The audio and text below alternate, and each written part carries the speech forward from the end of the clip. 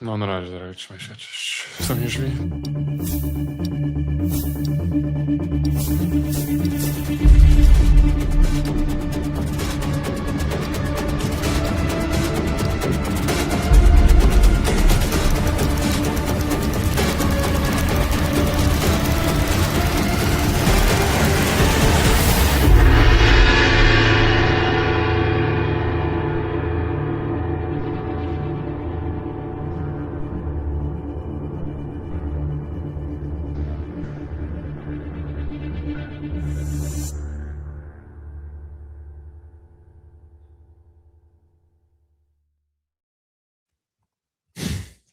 Chat, are we live?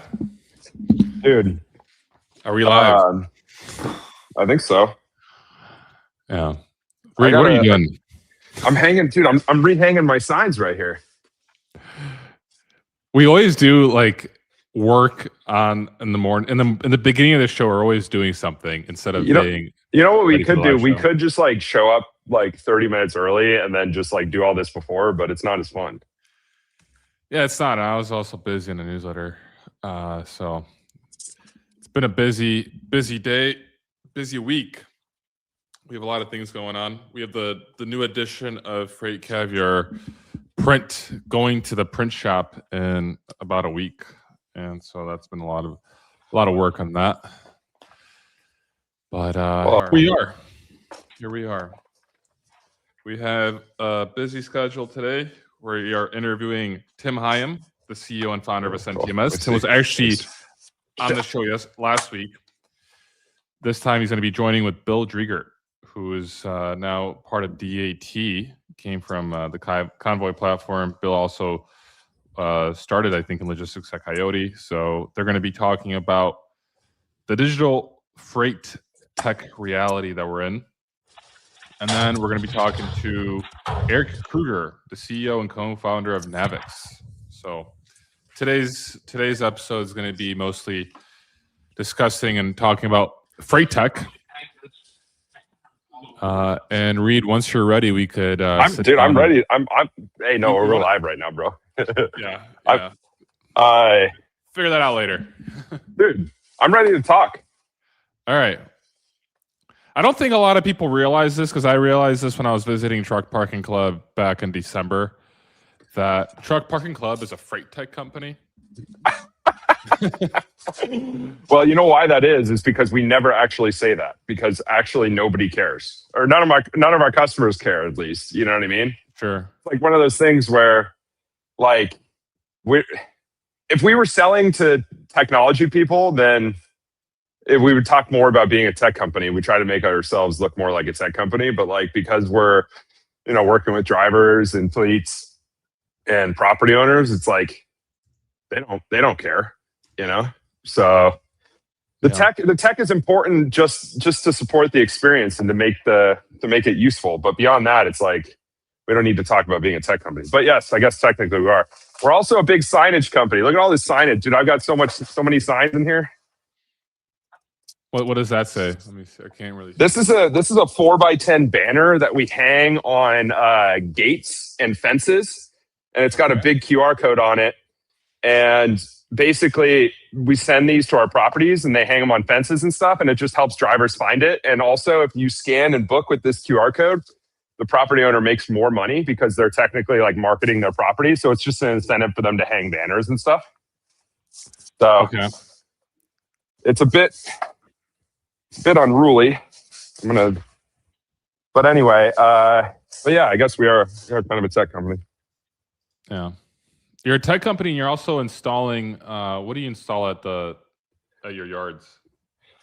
I mean, besides signage? Yeah. You have security.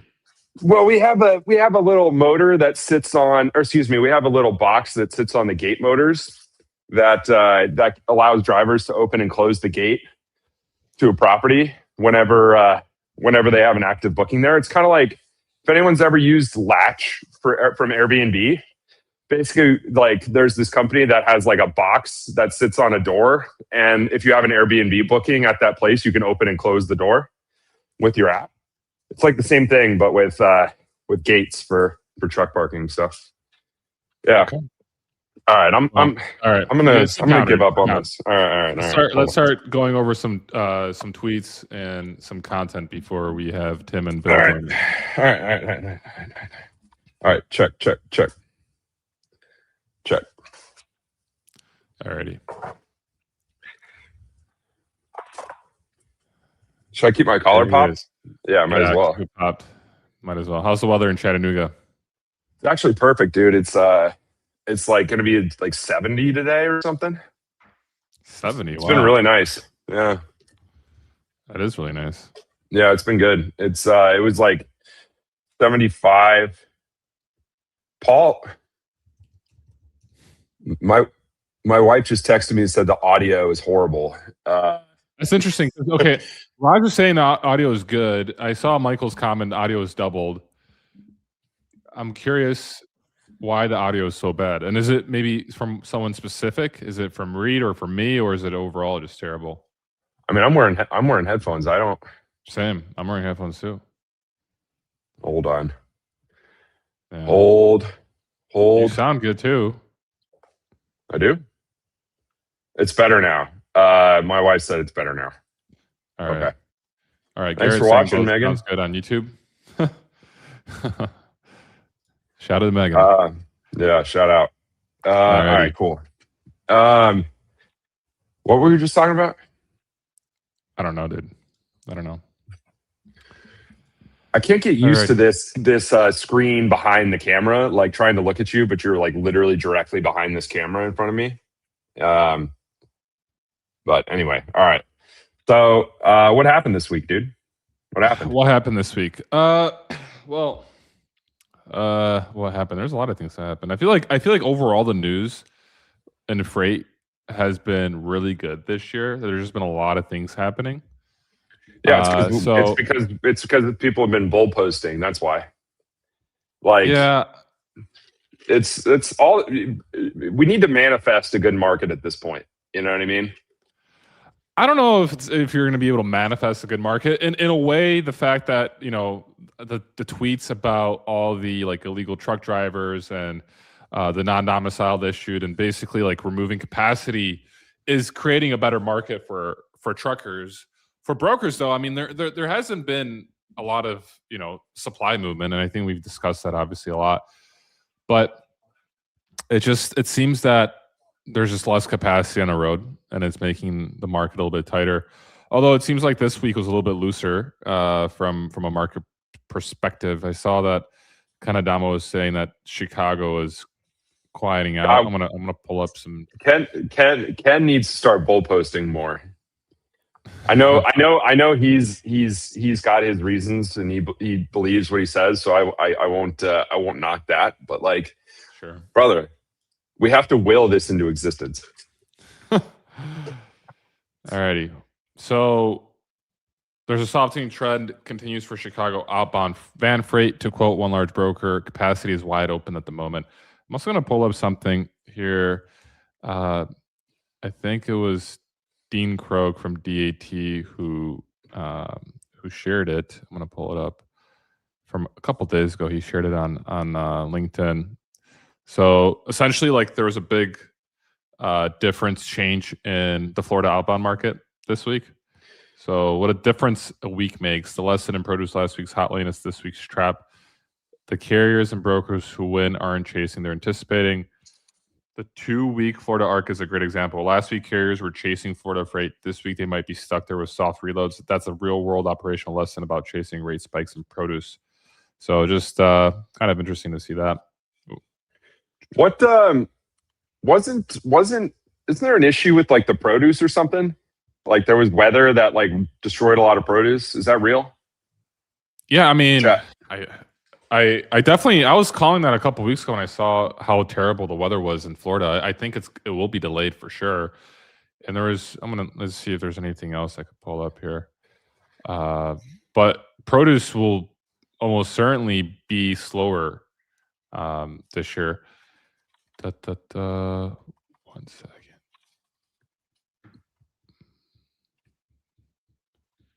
Dude. I'm going to pull this up. This is just for humor. Freight broker training class 6 months in. Oh, shit. Okay, sorry, I gotta share the right screen. Am I on the right screen? Yeah, can you hear this? Everything's good? What's up? I'm Patrick. My highest profit Yeah. 15,000. Yeah. What's up? I'm John. I'm 19. My highest profit month was 13K. What's up? My name is Naeem. I'm 17 years old. My highest profit month was 18,000. Yeah. What up? My name is Malachi. I'm 19, and in 1 month, I made 20 bands. Yeah. So my name is Brady. I just turned 20 years old, and my highest profit month was $20,000. Yeah. What's up? My name is Red. My highest profit month was $5,000. My name is James. 18 month was 12K. My name is Johnny, and this month I did 50 bands profit. What up? My name's Chris. I'm 24, and my highest profit month was 70K last month. What's up? My name's Ben. I'm 23, and my highest profit month was 9.9K. This is what I listen to in the morning to get fired up.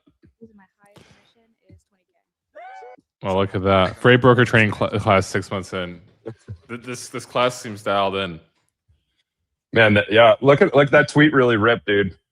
What? I know. 2,200 impressions. You know that's dude. After a freight cabber retweeted it, right? Before Yeah, it was lackluster. The only reason it worked. Yeah, the only reason it worked. Alrighty, what else do you have? What else did Reed tweet this week? Dude, I don't know if I've had really any good tweets. Except the picture of the truck. The picture of the truck I did pretty well. I think that was pinned. Yeah,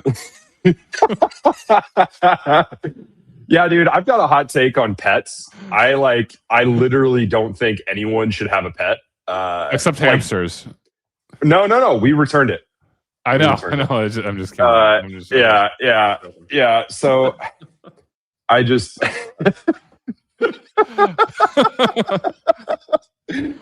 I just think it's mostly dogs. Like, dog culture is completely out of control. Like, you don't need to take your dog to the brewery. You know what I mean? Like, you just don't have to. You know. For sure. And if you're like a 25-year-old, like living in Chicago in like a high rise in like a 400 square foot apartment, like, don't get a dog, man. Like, there's no reason. You know, like, sure. Go have some kids, get a house, then get a dog. Like, let's do things in order here. You know, that's my hot take. So this picture, this is Ernesto. He's a driver on Twitter. If you scroll down, he commented on the post. Okay. His name is like The Wasted Years. Yeah. He's an owner op, and I've known him for a couple of years. This was actually 3 years ago in Chattanooga. I think the first time I ever came to Chattanooga. He happened to be around, and so he like parked and then Ubered and met us, and we all like went out. It was fun. Nice, cool. Yeah, I know he's been following us for a while. Alrighty, let's go to Reed's LinkedIn page. Let's see what's going on here. Alrighty, this one right here didn't get as many likes as we anticipated. No, man. No, you know what's? It's funny because we tagged my old boss. Love this you. And it got almost he must have not appreciated that. No, that's not like that. I'm just surprised that he didn't. Maybe he hasn't seen it yet. I don't know, but he must have gotten a lot of profile views. Because of it. I don't even know what that second picture is from. Like, is Woody bald now, or like I'm not really sure. Is that like a Toy Story picture? I don't know, but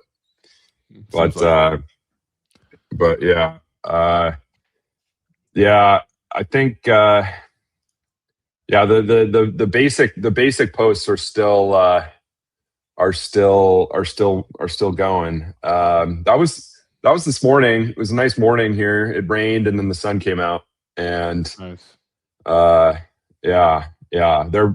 painting our truck today, I believe, because it's going to be like 70 degrees, and I guess you need like proper humidity and temperature to like paint. So we've got a bucket of paint. All you need is like one bucket to paint a whole truck, and okay. And so we'll be doing that later. So we'll be making some content for that. So that's going on. Yeah, that's going on. Beyond that, I don't even know. I don't even know what's going on. I'm Let's see what we retweeted here. Let's pull it up. All right, so Craig gave us a shout out for the cover. Although this is Craig's grandfather, Clyde Fuller, and he's the founder of Countrywide Truck Services, or I think he acquired Countrywide. But yeah, right. He I mean he kind of initiated what Freight Alley became today. And in our second edition of the Freight Caviar magazine, which is coming out in the next few weeks, he's on the cover, and so Craig posted it. Shout out to Craig. It is a dope cover. Yeah, it is. It is. I mean, it's honestly, it's perfect. It took us a while to get the cover, and credit to Reed for coming up with this idea right here. I mean, I think it's honestly perfect. So this is coming out in the next couple of weeks. We've been busy behind the scenes, kind of working on it, getting everything put together. It's 80 pages long. Our first edition was only 48, so it's almost double the length. And then I'll be in the States in about 2 months doing a road trip. Well, first, going to be in Chattanooga. Do we have the road trip locked in, Reed? Are you 100% good to go? Yeah, I'm good to go. Sweet. Are we going to take the Truck Parking Club Cybertruck? Oh, I don't know. Evan, if you're listening, dude, let us take your car and drive it across the country. No, I haven't even talked to him about it. I just completely slipped my mind. But one way or another, we'll figure it out. We'll take a Jeep Wagoneer if we have to. Then, if we need to rent a car, someone take. So, shout out to Anthony all the way from London. Appreciate it. Okay, so yesterday this happened. I think this happened 2 days ago. This was in California. Check this out.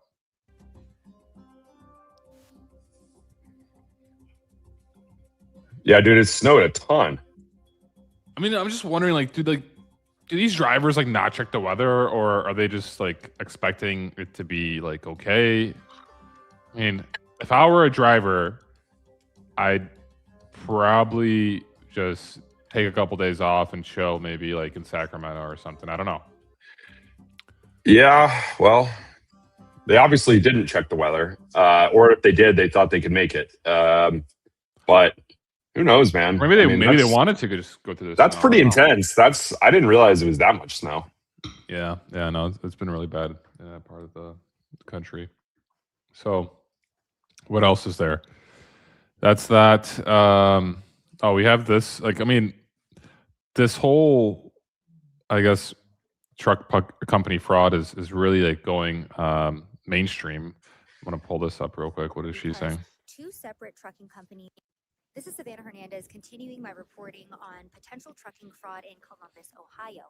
Now, I am currently standing in front of this UPS store because two separate trucking companies were at one point registered to this location. And one of those trucking companies did have 12 active semi-trucks deployed on American roads. Now, per the Federal Motor Carrier Safety Administration, or the FMCSA, this is illegal because technically this is supposed to be the trucking company's principal place of business. So think about, the place where their employees come into work, the place where their records are kept.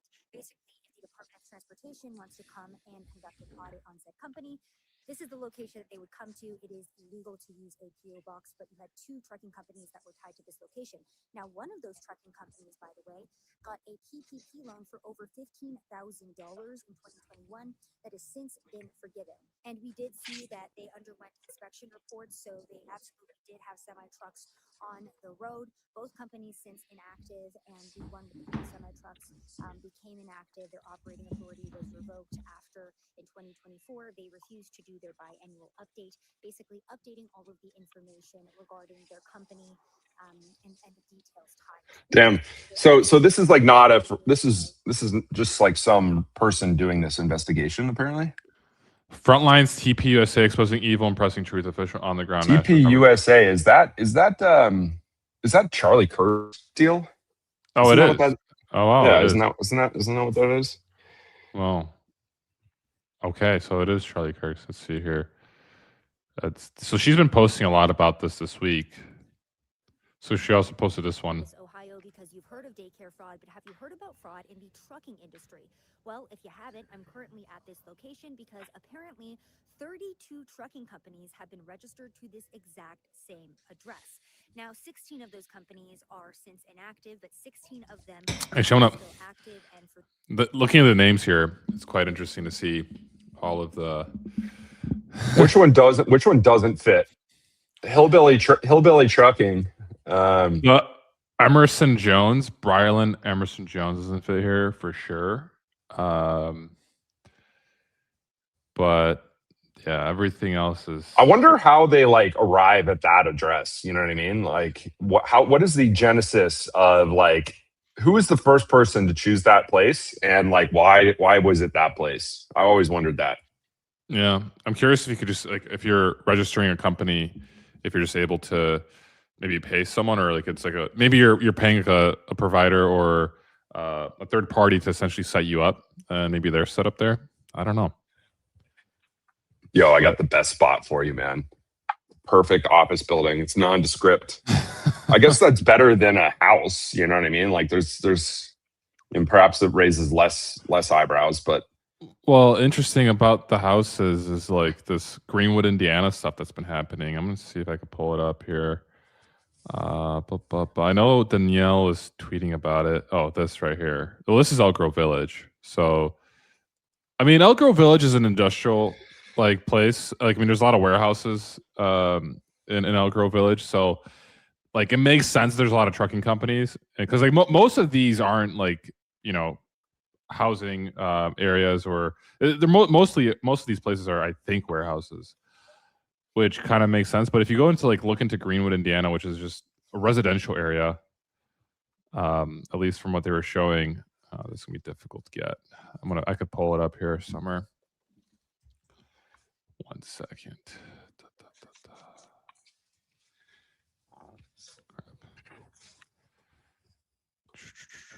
What time is it right now? It's 8:22. Yeah, so I can't believe David went from kind of bullish to very bullish. That's I feel like that's big. That's a bigger story, really, than anything. Yeah, I think so too. I'll pull it up here in a second. But this is the one I was talking about. This residential area in Greenwood, Indiana, which has 508 total companies. Damn, it's Mecca. We should do a documentary on Greenwood, Indiana, dude. Trucking history being made there. Yeah. What would it be called? Freightwood? Yeah, I guess maybe something like that. But hey, man, you know, I don't. It is pretty wild to see all this exposed. I like Garrett's new map view here. I know people were posting. I think it's sweet. I was actually pulling it up a few days ago. I could pull it up here. People were. I mean, what was it? Go to like Elk Grove Village. Let's go like poke around. Okay, Elk Grove Village. Let's see here. Elk Grove Village. There it is. Search here. Alrighty. Money. So, let's see which companies I've heard of. Okay, Z Brothers. This one was a big one. Definitely heard of Z Brothers. Let's see here. Who else have I heard of? 1 second.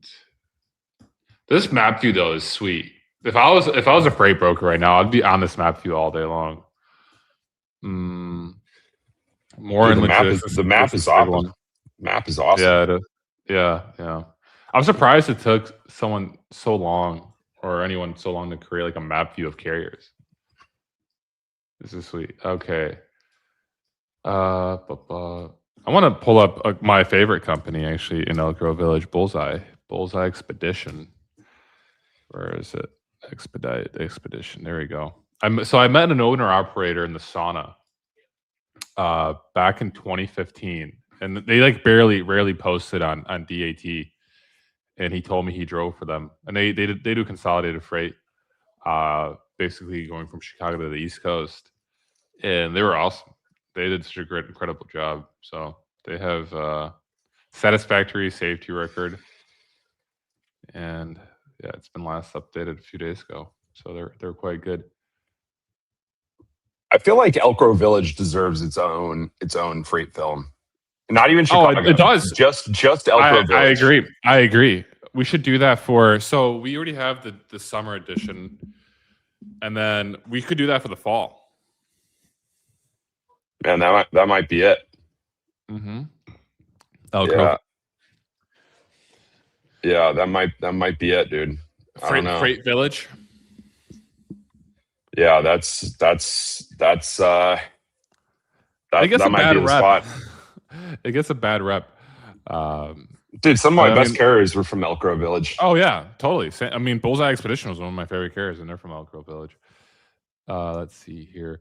I just saw that Super Trucker Justin was actually messaging here in the comments, and Justin's like, total active motor carriers in Greenwood, Indiana. Any guesses? I have the exact number. LOL. 1,509. Enough for 1 in 43 people in that town to have their own trucking company. That's kind of crazy, dude. Mecca. Yeah. Literally. Literally. There's a lot going on there, man. It's the place to be. I actually did go to like a beef stand, like one of those like hot dog places in Elk Grove Village. Dude, I gotta find it. I can't remember what it's called, but it was really good. They have Portillo's there too. They do. And my one of my buddy's dads has a tamale company, a Chicago tamale company, and I'm pretty sure his little DC is in Elk Grove Village as well. Yeah. It's so the thing about so look at Chicago International Airport. So the airport's literally right here. Yeah. And so and this is literally all basically just warehouses. Yeah. Like industrial parks. So it just makes so much sense that there's a lot of trucking companies here. And surely there's obviously a lot of potentially companies that are maybe operating in some shady way capacity, but there's most of these trucking companies, I would guess, are probably good trucking companies. But I'll let Justin actually talk more about here, or at least comment more about here about Elk Grove Village. But we should definitely hit up Elk Grove Village for the fall edition of the Freight Caber magazine. Freight Village. That sounds like fun. Express. Yeah. Let's see who else is here. C.H. Robinson. Look at that. Somebody needs to look into those guys. Is this like a chameleon carrier using C.H. Robinson's name? No, I don't think so. It just says it's a broker, so I don't think so. But I'm surprised that they have an. What is their MC number? 48. Doesn't seem right. 4811616. Let's see here. I'm googling. Did you have your MC number memorized when you were a broker? Oh yeah, of course. I'm trying to remember. I'm trying to remember if I can even remember Echo's five something. I think it's 893272. Yeah, there it is. Type in Echo. I can't remember theirs. 5 something. Can you just type in a name there? Yeah, Echo Global Logistics. Yeah, there it is. Oh, the Chicago one there, yeah. 511639. Yeah, there it is. Yeah. Yeah, you can always tell from like the MC number, the first digit, if like when they were basically established. I remember when they switched, when they added this 7th digit. Yeah. And started them over with a 1 in front of them all. I don't know what they're at now, but anyway, is Bill? Are these guys? I can't see the waiting room. Are those guys in here? Yeah. All right, let's go. Let's do them. Let's do them. I'm gonna remove this. I'm gonna add Bill and add Tim. Hey. Hello. Good morning, gentlemen. Morning. Good morning. What's good up? morning. What's up? Poor Bill. How are we, he's up guys? before the sun. Poor Bill's up before the sun came up. Yeah, it's 6:29. That's right. Sun's just creeping up. There you go. The days are getting longer, though. I don't think there's no better way to start your day, Bill. I don't think. Yeah, it's a good reason to be up. Yeah, I was trying to remember the Uber Freight MC number because I used to have that one memorized. Oh, we could pull it up right now. Let me see if I could. It starts since at we are 9. It's like 987. I think it's the start. 987. So it's an old one. Let's see here. Uber Freight. Let's see what it is. I remember the first time a driver asked me for Echo's MC, and I was like, what? Like, huh? We have an MC number? Hey, what Uber Freight? Wait, does Uber Freight have a carrier MC? We have broker MC. Not in Texas. Uh-oh. So, Paul, submit a fraud report immediately. Let's see here. Uber Freight. Well, I remember when Chicago. when I was back at got Amazon, we got Amazon's MC number, and there were a bunch of Amazon logistics already. Yeah. Oh, yeah, man. 7792. Yeah. So that was like established like what in 2016? 2016. Yeah. Okay. Wow. Yeah. That's the nine digit, or not the 9 digit, but the MC starting with 9. Yeah, Tim, do you remember your MC number? I don't. It's been since I sold the brokerage, it's been 11 years now. So I don't know. Started with a 4.42 something. Can't remember. And then since then, after the private equity, it actually sold. It sold again. It sold to Dupre Logistics out of Louisiana. So I'm sure it's just all been folded under there. It sold about 2 years ago, I think. Okay. Well, good deal, Spencer Tenney. Spencer Tenney, our good friend, sold it to Ray. Spencer's great. Cool. Very nice. Well, gentlemen, we had Tim on here last week and we discussed the Algorithm Holdings stock and basically what happened. I'm almost a host now. 2 weeks in a row. Yeah, we never had back-to-back guests, so you're the first one. I did go in on the dip on that. Tim actually had forwarded that to me as well. The whole. As soon as it started happening, yeah. If you remember last week, I said there was a pretty prominent executive that bought a bunch, when the news hit, and so obviously Bill just outed himself. Yeah. I talked to him, and he's like, "Dude," he said, "I just loaded up on a stack." I think you used the word a stack of Robinson. So that was the guy. So Bill, you're bullish on CH Robinson, huh? I was bullish on that. That was a overreaction to the carrier company. I would absolutely love to be responsible for billions of dollars in shareholder value loss for a moment, only if it came back and turned into gain. How do you even do that? How does one do that? I mean, we could write a white paper right now. You know what I mean? And we could get this thing going. Bill, you bought CH Robinson stock or you bought Algorithm Holdings stock? The ICH. Once it dipped to, what was it, the low, 159, and then I think it bumped back to 173, and then it peaked back at 186. I think it's back down at 175, something like that. Me and Paul were kicking ourselves for not buying Algorithm Holdings last week, live, because. But okay, we spoke to Tim for an hour about this stock, and for whatever reason, none of us were threw out an idea to be hey, let's just throw in maybe even a couple $100, maybe $1,000 just to see. We need a freight cap. We have Freight Gong Friday hedge fund or something where we we place bets live on the air and just follow our portfolio. Because it went up 400%, right? Is it still up? I assume it's got to have retraced. No, it dipped. I mean, it's still up. I think 300% from, or at least 250 from the time that we spoke about it last week. But it went up to 550 for I don't know, I think just a really short time on Friday. So that would have been 5x in one day or right around there. But now let's just imagine if we put a little leverage on it too. We'd be kicking. So Rhyme stock Algorithm Holdings is currently at 264. It's up 106% over the last 5 days, but it was at 553, and we were talking about it when it was 110.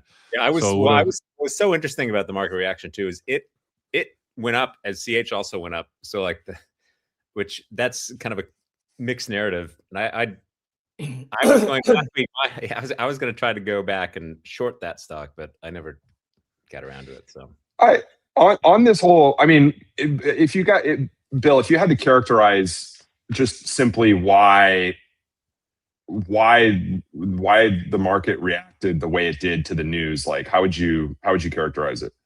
Well, I think Tim had the right theory, which is I would guess that you've got some algorithmic trading that's like looking for, because it's such a it's so hypersensitive right now to any AI news, and everybody's looking for these traditional sectors to be disrupted. And these are not, I don't think people are putting these investment theses together that have a deep understanding of each individual industry. And I think what you're seeing too this week, you saw a couple, I've had a couple articles floated around in my kind of sphere about what are the fundamentals of companies that need to be in place for them to survive on the other side of AI, and like how will this actually evolve, and where are the weaknesses and trade-offs. And I think everybody's developing different theories around that, but clearly like the SaaS apocalypse is Yeah. right. There's a general assumption that like certain like a lot of like say mid to large enterprise software companies will be susceptible, but I think this is just, these theories are all evolving in real time. And so, but the news reaction is real. So I'm sure people had some bots like looking for news items in new industries where they could. Well, it's interesting. I mean, it's interesting that like, you know, CH, at least from my uneducated perspective, seems to have benefited, you know, their stock price has benefited as a result of them implementing like exactly what this paper was kind of saying, essentially, right? Like, I mean, maybe not exactly, but AI, suffice to say, they've implemented it, like they've been rewarded for that. Well, there is that fair to say? Yes, there are. I mean, there are real efficiencies that are translating into real productivity gains, real OpEx gains. I think what's important, this is, you know, to the kind of Convoy and a platform and the TMS integration and the Ascend and all these pieces. I think what's important to understand is that there's fundamental software work and engineering work that's been going on for 10 plus years to streamline operations within brokers. And not all of that work has yet percolated through the market. Then you layer on top of that AI, and AI just accelerates that movement. And so there's companies that have been working on, you know, LLMs came to market. It's been almost 3 years now, right? So like we're actually kind of deep into this now in terms of implementation and finding what the potential use cases are. But it's real. Like it's definitely having an impact. I think Craig shared some tweet last week too, just about actual material impact, and there are more proof points than like 1 to 2% of like productivity gains in the economy. I mean, I think everybody's trying to tease that out right now.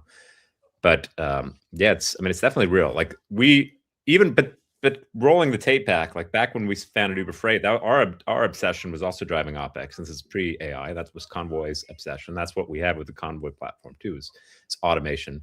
The analogy I use in that case, and just like jumping into that topic a bit, is the journey that we frame up the journey of DAT is like moving from Craigslist to Amazon. That's one of my favorite analogies. But I extend that analogy in the AI space, where a lot of what you see in AI is people like just having AI bots call Craigslist ads, right? Where they haven't actually engineered a better process. So they're still early in that journey, but they're kind of throwing AI on top of it.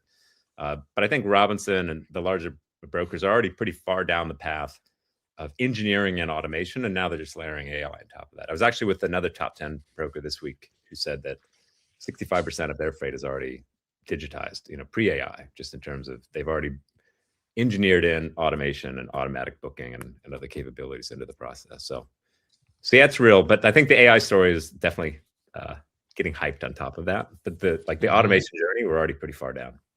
Yeah, I think the key is defining, what is AI? What is the line where from automation into AI? So a lot of these companies, big brokers, have been doing a lot of AI-like stuff for years now.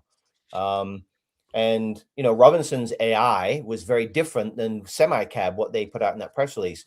Robinson's AI, they looked at all of their operations and they said, well, where is the best fit for AI to work today in Robinson's organization? And from my understanding, from my Robinson contacts, it's doing basically LTL pickups. So they'll do tens of thousands of LTL pickups a day. And a lot of those just get missed. The guy just doesn't show up, and so what it's doing is looking at the entire pickup manifest for the day and saying this 19% haven't picked up yet within, say, a 2-hour window. And then it's saying, I need to make some phone calls. I need to send some text messages. I need to look into this. So that's very different than what the SemiCab white paper was about. Everybody I know that's interested in AI is saying, where does AI work? Truly AI, true AI, where does it work? And where is it just not ready yet? A lot of this agentic stuff is just not ready. You know, I posted something the other day about only 2 to 3% of all of the AI experiments are actually providing any kind of ROI.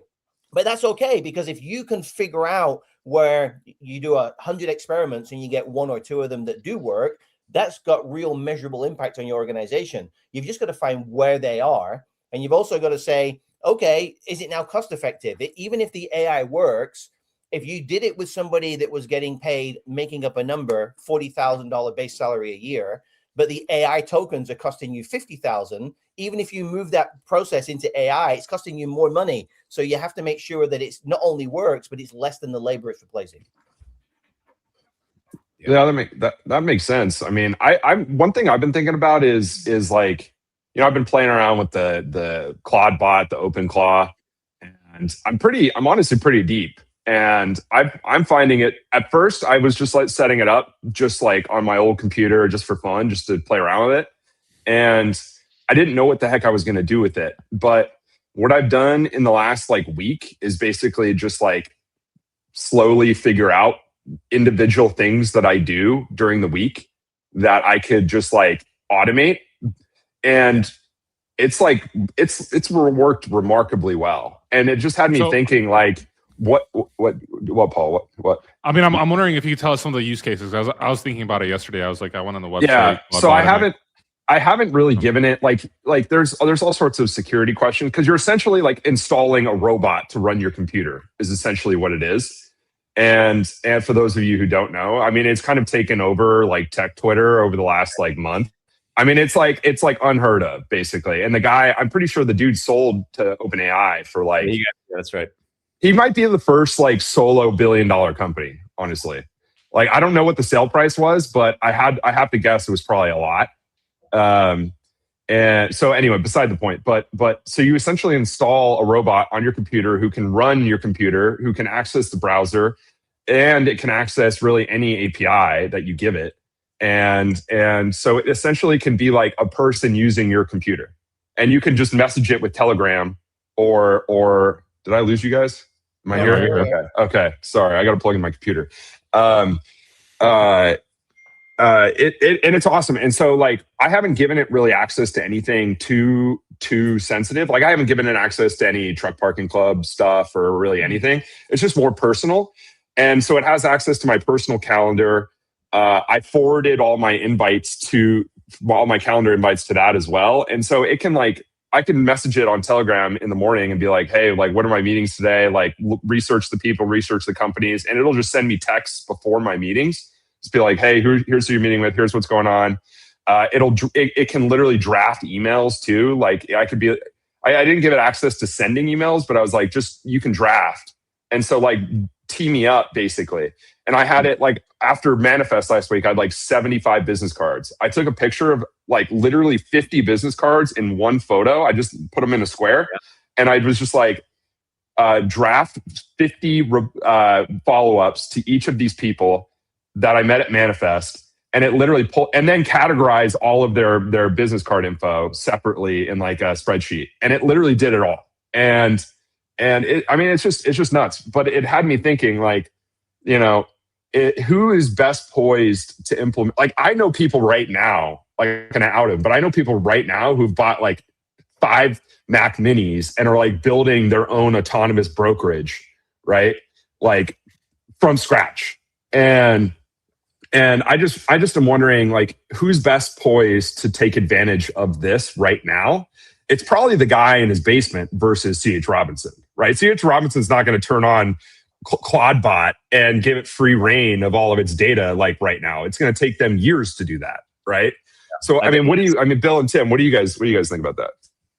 I agree. I think you're going to have a whole new generation of entrepreneurs that are like AI native. They're going to like intuitively understand these tools, because I think like what you went through, right? There's a certain amount of learning, and like the Claudebot this is a perfect example where me, like in a professional setting, the calendar is always full. Am I going to build Claudebot and give it access to all of my DAT stuff? Well, no, but I would love to like have a personal partition off one, play with it. But yeah, from a perspective, right? Like, you know, big companies, just at an individual to an organizational level, it's going to be harder to implement that just today. But if you're out on your own, you're an entrepreneur, you're brand, like new to the space, you're learning these tools, you just have a lot. It's right. It's a lot more native and intuitive, and you're building it from scratch. So I would agree that like there's probably in the broker space, there's going to be a whole new generation of brokers that are just that operate differently, that are built from like first principles with AI and AI native that probably are going to operate in ways that we aren't even thinking of now because those tools are for sure.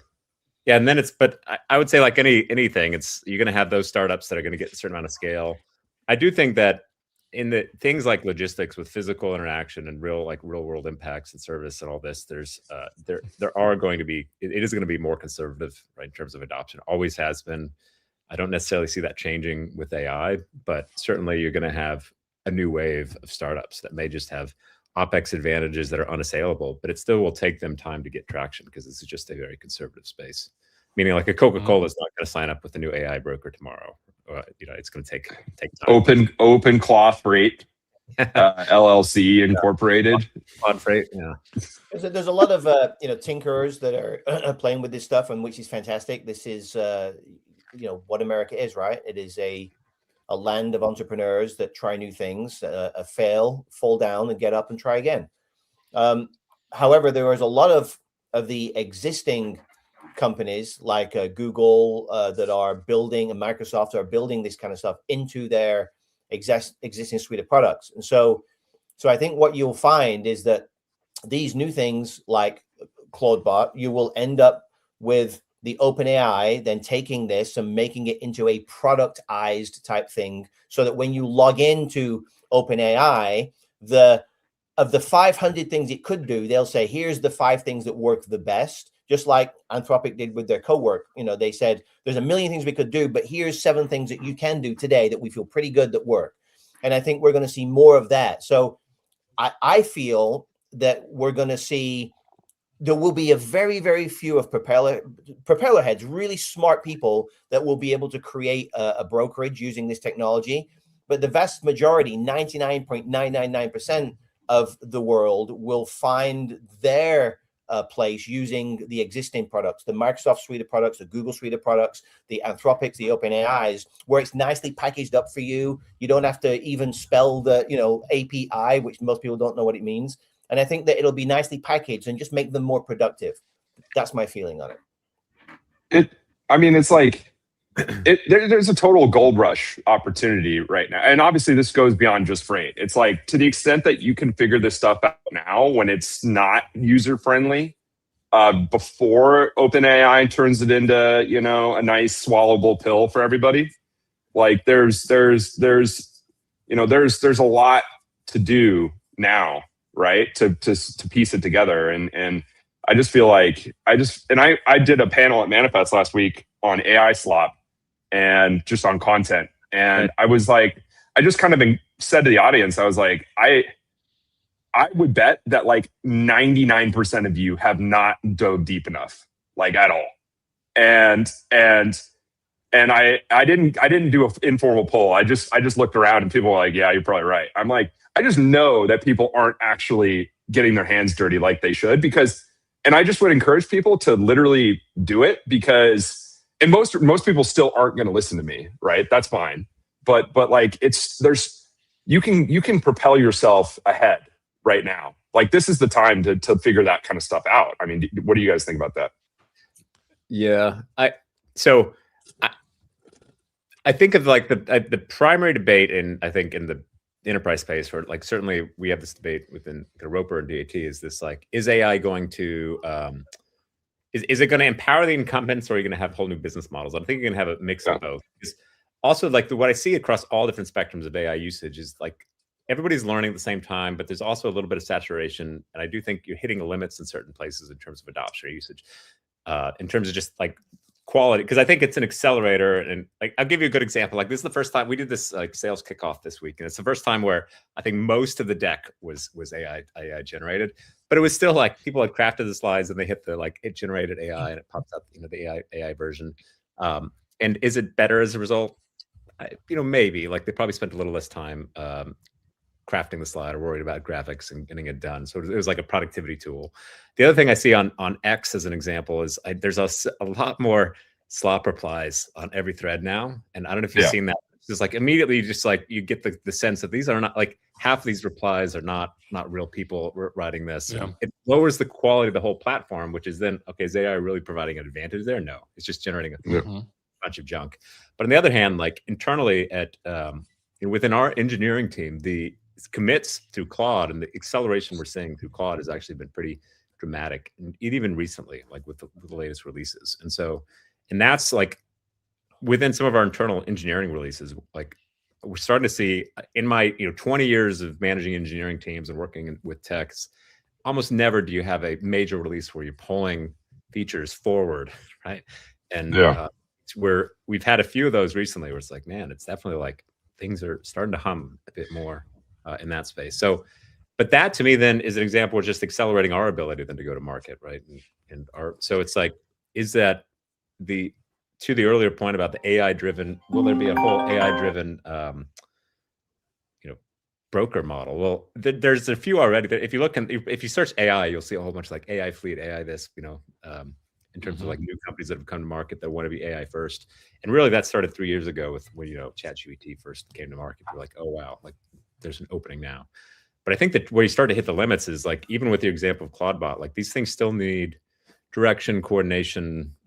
I've had a lot of projects on Claude that I've kicked off personally on different things, and they always like start to go off the rails a bit. If you don't, like, you have to be pretty precise, and you have to spend a lot. You still have to invest quite a bit in like keeping it on the rails and directing it towards the outcome, right? So, yeah, if you take a sailboat and you go on a journey and you're 1 degree off today, 10 days later you're going to be way off course. So you've got to keep it on the rails. As I get older, I look at, Reed and Paul, you're, the young kids that, came up and you're now taking over the industry. One day there'll be other kids that are, in junior high school right now, and they'll be taking over the industry, and they'll kind of laugh at CloudBot because everything that those AI technologies can do today will be so well honed in and packaged, but that's going to take 10, 15 or 20 years for that to happen. And when those kids do come up through the industry, AI will be the norm for their colleagues that are working at shippers. They'll be much more willing to work with those kind of technologies. It just takes time. And, when Bill and I have been working on, this digitization of freight with Convoy platform, and things are going fantastic. There is interest. There's people that are trying this and it's working, but it's an educational process. It takes time to work with the old guard. In 2015, when we started AscendTMS, we had to explain to people what cloud computing was.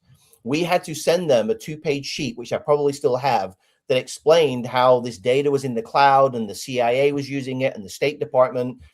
3 years after 2015, around 2017, 2018, nobody ever asked us about cloud computing again. It just became the norm.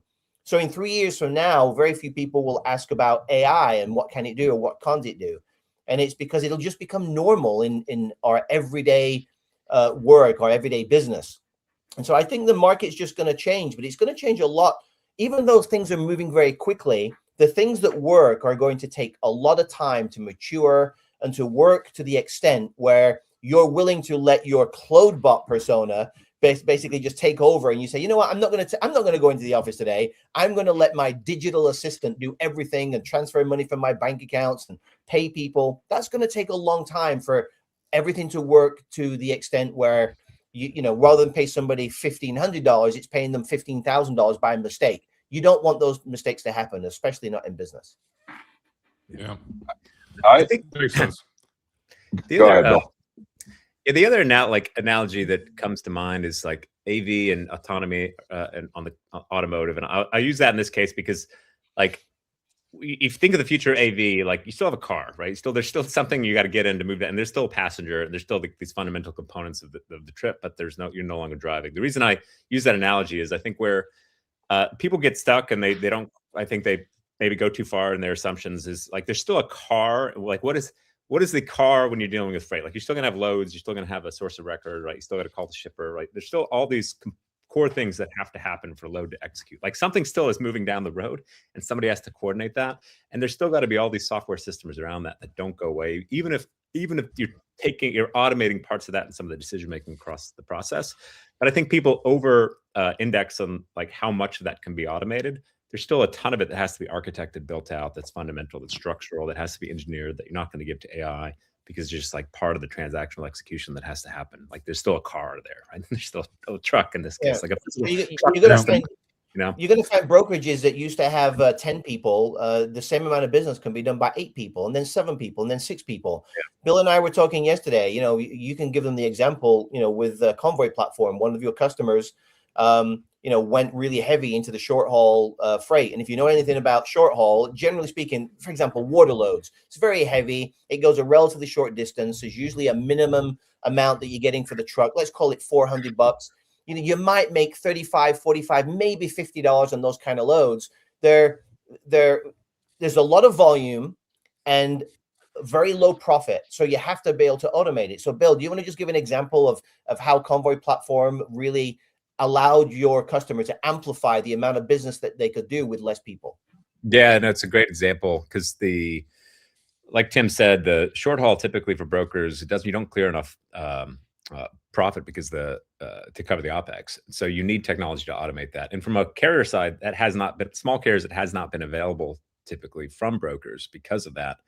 And this really started with the development of like digital freight, and Convoy had incredible density with local haul and short haul. And that's been like a success area. So we had a broker recently who turned on a local Dallas lane who was booking 80+% of that. And as a result, they kept feeding more freight into the local model, and the percent of freight we were booking as a total, they were scaling on the back of it because it was so automated and low cost. And I think that's where you're going to find pockets within the industry where it all is just working. And I think this is where, like, if I'm a broker right now too, I would be testing and trying and using these tools and understanding them and all the different tools, right? So I think bringing it back, like, to the earlier comment about engineered solution, like Convoy platform is an engineered automation solution that will be supplemented with AI. And we use AI in the back end for a lot of the exception management, other capabilities. We have call bots and all the rest, but the core execution is just engineered. It's just it's A to B, API driven. Hit a button, book a load, carrier logs in, hits a button, books a load. Everything else just happens automatically in the back end, and carrier tracks it. Broker doesn't have to pick up the phone, right? Engineered out the process, which is why you get an OpEx where you can efficiently do these local hauls. And the numbers I always use are a little dated now because ISO, before they got bought by Triumph, they did they were the only ones to ever publish a benchmark on OpEx cost of a broker, but it was like $153, which is kind of the operating area that I've always operated on. Is traditional brokers are like $153.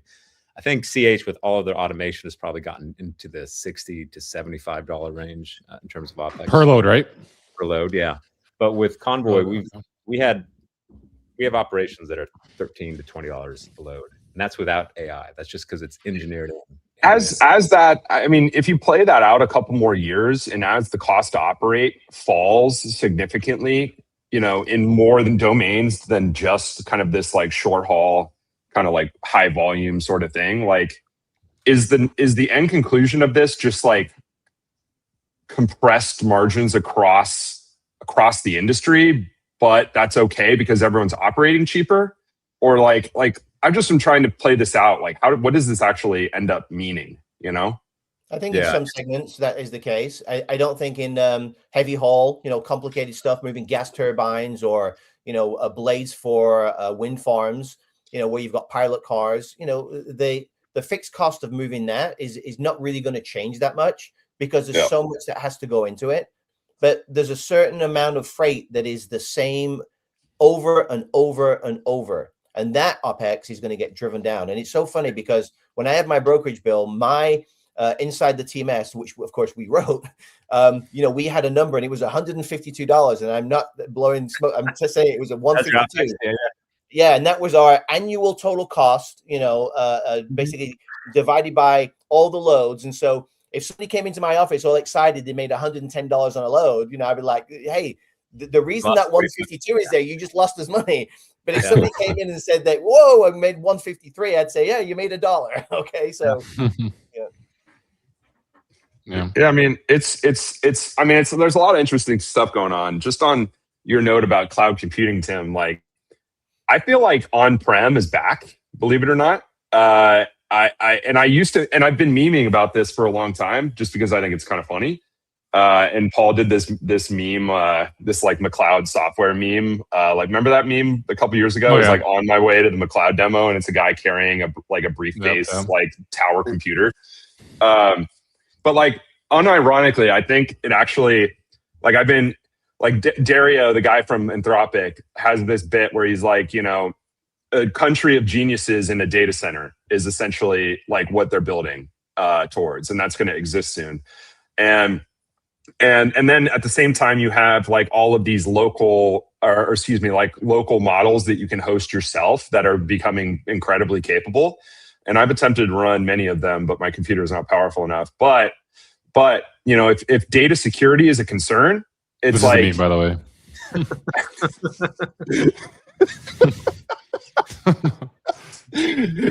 Anyway, great meme. But like, but my point is like, okay, all right, my bad. Meme. I just broker. reshared it. Yeah. There we go. The point is though, is that like as local models become more capable and as companies become more like companies get more comfortable with like this technology, and they're at a point where they're like, okay, we don't want to send all our data to OpenAI. We don't want to send it all to Anthropic, but we can host our own models on our own servers and get all of the benefit without the downside of security risk. Like a lot, I'm just reading about a lot of companies that are starting to self-host all their own stuff now, and I'm just like, I just am wondering if that trend will pick up in freight, and we'll go back to the prem. I feel like the prem is kind of where it's at. You know what I mean? I don't think for everybody. I think like all technologies, it's going to bifurcate where you have the largest of the large that have the technology, the capability, the people. They will use some of these open source models. They'll bring them in. They'll pump their data in there. They can do that because they're so big. And you know, there's arguments to be made about security. But the vast majority of small businesses don't have that capability. Now, maybe, just maybe one day, you know, there'll be small, very lightweight open source models that sit on your phone or on your laptop, and they've become so efficient. But still, the benefit of AI, generally speaking, is the data that it can interact with and access, right? And so I think that you're going to have the biggest of the big might do things on-prem, and your typical SMB for all industries is still going to have to look to somebody else to help them, and that will probably mean hosting of some kind. Yeah, it's a very interesting question though. This came up over the last couple of weeks too, because didn't one of the OpenAI execs or even Sam Altman say that they own the data and they can do whatever they want with it? Was that? Yeah. So yeah, obviously it raises that immediately. I think everybody's alarm bells went off from a usage and like data governance and all the rest. But I think to Tim's point, it's like you're going to have some delineation there where you're going to want to use the big public models because they're better, because they've got deeper, they got bigger data center. They got the bigger models are going to be better. And then you're going to want to have your local lightweight models for very specific tasks, at least. And that's been, I think, kind of the thinking for a little bit. I think the challenge with the latter is just like, again, it's not easy. Like you've tried setting them up. Like it still takes technical expertise and some fundamentals to get that going, at least right now. But yeah, it's, I think the idea that, because way back at Coyote, we had all on-prem servers. And I remember setting up the server room and had to have special cooling. And like, it's just like, it's such a set of capabilities that like are not core to any business or broker that the idea that we'd go back to that just feels antiquated. But this out of interest, do you young guys, Reed and Paul, do you know what an intranet is as opposed to an internet? Yeah. Tell me what an intranet is, Reed. It's just a local network connecting all the computers within a building or a business or some unit. Well, so it's basically a personalized internet, whether that's for a company or a family. And so that was the big thing when the internet first came out, in the late 90s. A lot of people were afraid of having their data, in the internet. And so they would create these intranets, which was, here's all my company data, and here's my HR records, and everything to do with the company. And it was siloed off from everything else. nobody really talks about intranets today. I mean, there may be some companies that are in pharma or whatever, but the vast majority of people now they stick it in their Google Drive. That's their intranet. And so I think we're gonna see the same thing with these local models. I think people are talking about it right now. The top 1% of companies might have one, but the vast majority will just say, I'm okay with, I don't want an intranet and an internet. I just want to have one. And so they're just going to use the big models, the OpenAIs and the Anthropics. Yeah, I also expect it really becomes an issue that you'll have like second tier competitors that will offer like your own, local version versus the company itself having to go do it, because again, it's just, I can't see that being a trend. Sure. Somebody out there is going to be all on-prem, is going to vibe code a dope TMS. I'm excited. Come on the show. Yeah. Go ahead, Paul. Yeah. Good luck. Good luck with the 100 and some connections that you need, to make the world work. The whole SaaS apocalypse, is that we could talk about that for hours. I think that once again, the top 1% might decide to put a team of 10 people to save them $1 million a year. If you're spending $1 million a year on some kind of software, it makes sense to spend $500,000 to recreate that software. But for the vast majority of the world, are they going to try to vibe code their own CRM when you can get a CRM for $20 or $30, a very good one? No, it's just not worth the time to vibe code a CRM. Even if you could just pay the $20 and use Pipe Drive or something. Yeah, somebody brought up like there's been no. I'm not aware of any consumer apps that have like we've had. LLMs for 3 years now, but has there been a consumer app that's like blown up as a result that's been vibe coded? No. So I'm kind of curious for if we could look forward a little bit to 2028, maybe 2030. What are your predictions when it comes to running a successful freight brokerage? What changes do you think should occur, or should brokerages take, and what will stay the same? And if you could just maybe a little bit address over the last 3 years since ChatGPT came along, has the industry really changed in any way? To have successful brokerages, besides implementing some AI for LTL pickups, have they done anything different? Yeah. So if I was going to start a broker today, speaking to the audience today, right? If I was going to start a broker today, I would get AscendTMS, or a forward-thinking TMS that has integrations. I would use the automation tools, the engineered automation tools that have been built into the market. So obviously you're going to use DAT. It's still core to execution. I would add Convoy platform. I would then go test. I would selectively test the AI capabilities that are in the market, because there's definitely progress made there. And I would probably, to Reed's point, I would probably spin up my own cloud bot, see how far I could push that to do all the basic tasks, but I would expect to hit a limit pretty quickly there, and probably want to use one of the more the companies that have already are 3 years into this on the AI side, engineering and SOPs and capabilities, and see how I can layer that in on top, particularly for phone, email automation, things I would, break out all the tasks, right? So onboarding, there's onboarding automation tools coming down the pipe, and there's current capabilities out there, tracking, there's all sorts of tracking automation capabilities out there. The booking is where I'd say there's been more AI innovation in terms of making phone calls and the voice based and email based, and bidding. There's a lot of bid response tools. You've got your AVRLs, your Bitfreighters, your Vumas, your others that have kind of built out capabilities there. But I would explore the ecosystem and I would put a business plan together wwhere here's how I'm going to automate each piece. Here's the current apps that are available. Here's how I would structure this in a fully automated way.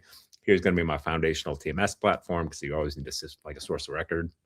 I wouldn't try to go vibe code all new tools, but I would probably try to go build a cloud bot and see how far I can push it for email automation or other capabilities, and explore. I think more than anything, personally, I would have a lot of fun trying to start a broker right now, because there are so many tools and options out there. Almost everybody that's thinking about starting a brokerage, and we have a lot. Our trial accounts are the highest they've ever been. 660 we hit the other day. A lot of people are leaving the big brokerages. 2 or 3 people. They might have 1 or 2 customers that they've got a relationship with, and they're going to start up, and they're doing exactly that. They're saying, okay, this is my time to do this. I used to dream about doing this, but I would need 10 people. But now it's me, Sarah, and David, and we're going to do the same amount of business that it would have taken me 10 people to do. And they're basically getting Ascend. They're getting the tools that we have integrated. They're using Google Suite, in order to do their email and slap on some AI. They're using the phone call tools for inbound and outbound are reasonably good for certain things that you want to do. They're using document reading, what you used to call OCR, reading a document, turning it into data. That's basically not perfect, but it shows, hey, the machine says, this is what I stuck off this PDF, and here it is. Is this okay? 95% of the time, it's right. Yep, that's good. Yeah, that's good. And when it's the 5% wrong, you fix it, you teach the model, and you move on.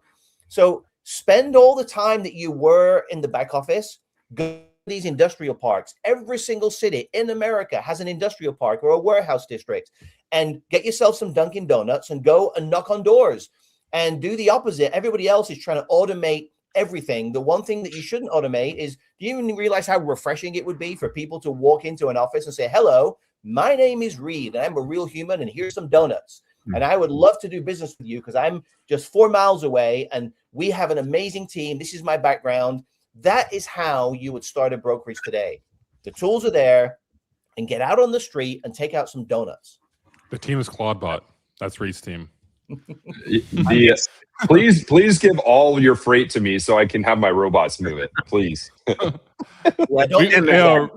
Reed, we should do something where next time I visit, we should go and go to shippers at Dunkin' Donuts. Just cold call some shippers.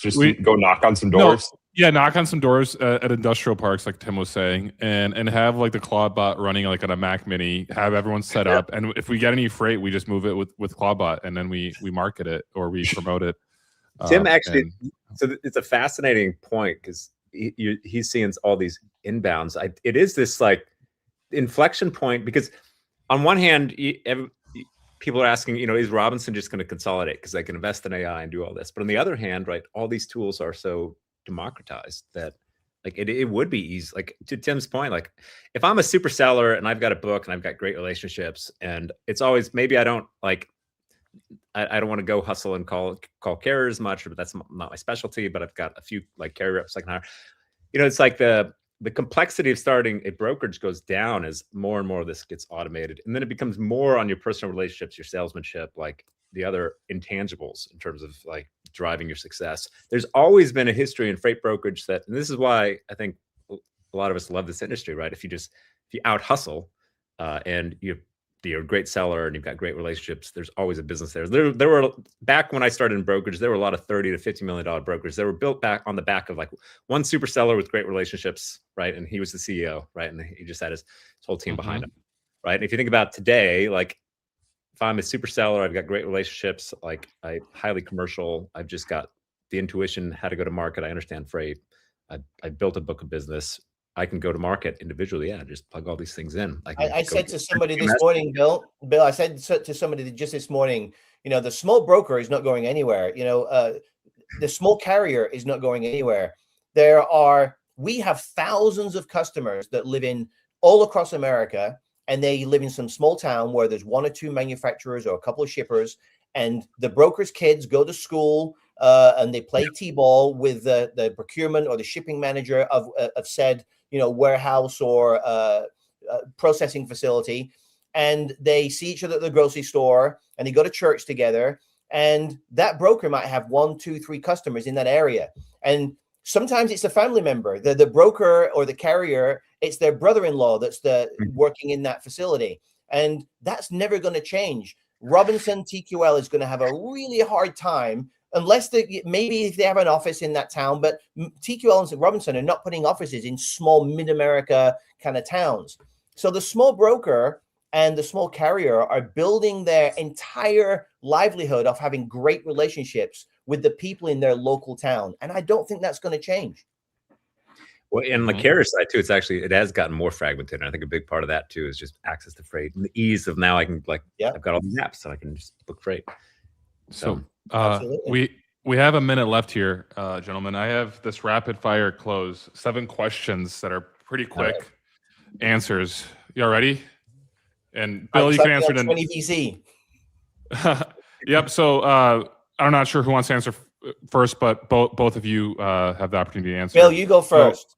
All right. You're more handsome. Question 1: biggest myth about digital freight. Biggest myth about digital freight. I think the earliest negative myth was this idea that like relationships disappeared, which again, it's like relationships don't go away. It's about automating like unnecessary work and like streamlining the OpEx and engineering it end to end versus like the relationships matter more. I think as we just touched on, I think that was the biggest negative myth out of the gate, that, oh, like when Uber Freight and Convoy started, that, oh, these are like faceless tech driven behemoths that aren't going to engage personally. It's like, no, it's still relationships. Sure. And yeah. The biggest myth is that it doesn't work. It does work. Okay. Is Post and Pray dead within 3 years? Yes or no? No. I think that it's going to take 5 years to get the entire industry over. So there will be the laggards that still are posting and praying. And then they will hear from a friend or a colleague, or they'll see something online for the 19th time. So they will continue to post and pray until they feel comfortable that this technology now probably will work, because Sarah at XYZ Brokerage has told me it does work for her. And so they're going to try it. And so I think that what we're seeing is we say to our customers, listen, post a DAT and truck stop 1, 2, 3 load board, but also make the load visible to the Convoy platform too, and see which one wins. And once they realize the Convoy platform works, like, wow, that was easy. And the truck was nearby, which meant that I had better service, and I got the price even better than I would anywhere else, because the guy was only half a mile away. And then they do it again the next day, and then the next day. And before you know where you are, after a few months, they won't even bother be posting and praying. They'll all be digital. So that's what I believe. Yeah, and so I think I have a privilege to you on this. So all of this will converge. So certainly as we're thinking about it at DAT, like we're building out automation across the board. So you post a load, it should be a bookable load. If it's a bookable load, what does that mean? That any carrier can log in and book that load that interfaces with DAT, right? So that's like Convoy is the future in that sense, and you're getting a taste of like that's why this acquisition all came together. So my experience as a broker in 5 years should be, I post a load at $1,000 and it says, okay, 60% likelihood that this is going to cover within the next 24 hours. If you want like 95% likelihood to cover, here's the price point you probably need to set it at. I'm not praying anymore. I'm knowing. I have some intuition. I have I can make my own trade-offs in terms of cost versus likelihood to cover. And there's just should be a lot more transparency. So no posting and praying, posting and knowing. It's just going to be posting. Yeah, posting. Exactly. Yeah. Okay. No praying involved. Yeah. One brokerage You're habit. a godless industry. Sorry, go on. Yeah. Okay, next question. One brokerage habit that needs to disappear.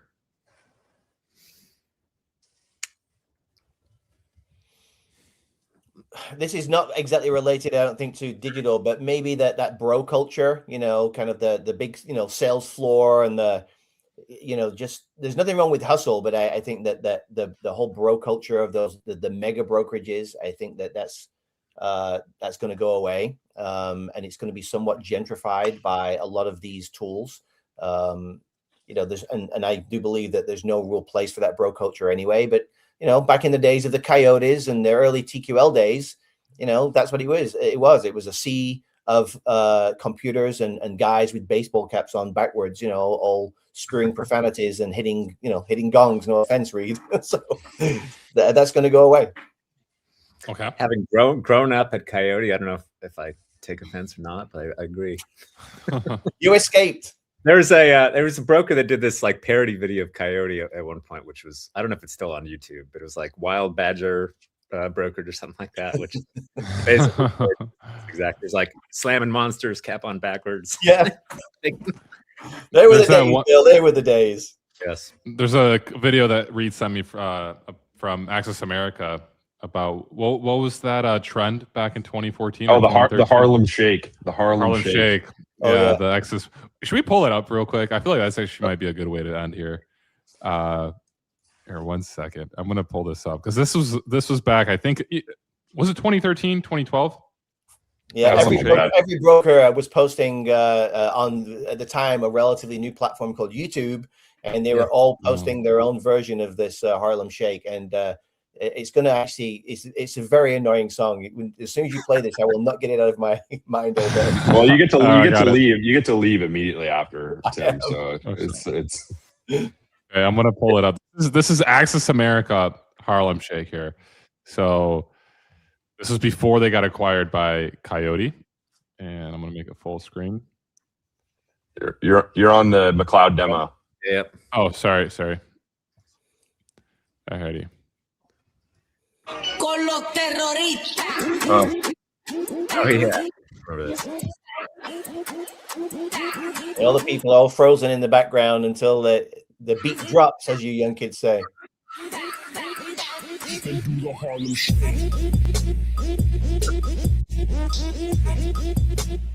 I think I see you in there somewhere, Bill. It's free acquisition.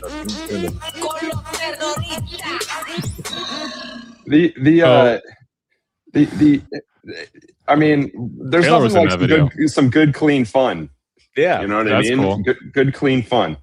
One of our listeners was in that video. Taylor, there we go. Yeah, Taylor. Yeah. So this is what Bill and Jeff saw and made them want to acquire Access America for hundreds of millions of dollars. It's this video. It looks like high morale. Good culture. Good culture. Hey, you know what? On that point, Tim. If anyone wants to start a bro brokerage, just go get a quad bot and teach it the bro lingo, and you can just get the bros and go start your own brokerage. And then to create the Harlem Shake video, you just create what? That's your go-to-market. That's your go-to-market strategy. Is just doing the Harlem Shake. Like almost all trends go away and they come back again. Whether that's wide ties versus narrow ties, or bell bottoms versus tight jeans. Yeah. They all. So maybe in 3, 4, 5 years, the whole bro culture will be back, and we'll have all of the word bro is in brokerage. The word bro is in brokerage. Brokerage. Like, yeah. Right. Bro brokerage. There we have it. There you go. Oh, there you go. Okay. Should we do a couple more rapid fire closes, or are we done for today?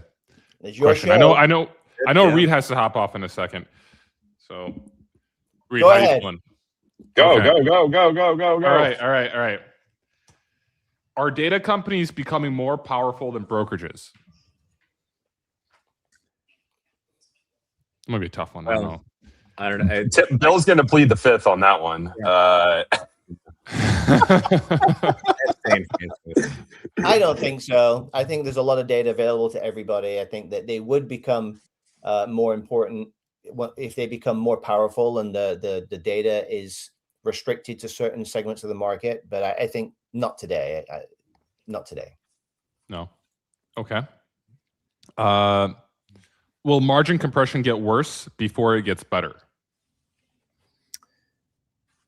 I think we're going to have cycles like anything, but I think the long-term trend is that it is going down. I remember seeing Matt Pyatt from Arrive talk on the stage at F3, I think 3 years ago, talking about how margins were permanently compressed. And didn't see it going back above 10 to 12% at the time. I do think that is one of the, as things become more efficient and automated, who captures the gains? I know you asked that question earlier, but it is something that if I'm building a brokerage today and it is fully automated, I've got to also keep in mind that all the other people building brokerages that are fully automated are out there bidding. So it is one of those, it's hard to predict where it's going to land, but I do think that the long term is that the ability to capture margin. I had a good anecdote from a top 10 broker where they said they got bid that one of their large shippers, one big Fortune 500 shipper, told them on the bid that a lot of the lanes, the top 15 brokers, the spread was $75. Rates are compressing too because people have better information. There's more automation. So it is there's definitely headwinds on. It's headwinds and tailwinds. Your EBITDA should ideally stay relatively consistent in the market, but the OpEx will go down, meaning the spreads would go down. So it's there's going to be a push and a pull. Yeah, when we started our brokerage, back in the 2000 to 2001, we were making pretty consistent 18% margins, truckload. Today, I think there's a lot of brokers that are making a little bit of money, but at 12, 13% margins. And there's a floor. How low does it go, Paul? I think it may go down to 7 or 8%, but it can't go much lower. There's a certain floor. And to Bill's point, every broker has got to act, right? Every carrier too. If the costs of their competitors are coming down because they're using automation like Convoy platform and AscendTMS, they're going to have to use similar technology in order to shave 20, 30 basis points off every load. And then those basis points turn into full percentage points. So I think you get to a floor of 7 or 8%. I don't think it can go much lower than that. I have not done the math, but it's a 5-year journey, and it's a journey of basis points over that 5 years. In December, our data showed that the average broker margin was 9.9% for December, which is the lowest we'd seen in quite a while. Yeah. Oh wow. I do expect. I mean, I'm bullish on this year, and as it recovers, like there will be a spread on individual brokers too. And I've met brokers over the last couple of years that are growing and still clearing 18% margins. So like it does happen, but it's like as a bulk, like if you're going for the middle of the freight market and you know, like building a broker, like unless you have specific in-pocket relationships with shippers where you're going to get a fair rate and they're going to be fair with you, which those are like, you're still going to chase those down. Like if you're going after the middle of the market or just going to go get a bunch of paper companies and plastic companies, you're not going to clear 18%. Yeah. You know? Yeah. Be careful of the averages, guys, because, if you're a flatbed guy moving complicated gas turbines and things for data centers, your margins are going to be reasonably high. And the buyer of your service that doesn't really care about the cost. They care about, can you get it there, in hours, not in days. But if you're shipping mulch and paper products, then you need to quickly sign on to the Convoy platform. Well, let's end it on that note. Bill, Tim, thank you for joining us. It was a pleasure to speak to you about freight tech and where we're headed. And Reed, I know you have to jump off here in a second too. So we're going to take a little quick break. Anything last words to say before we,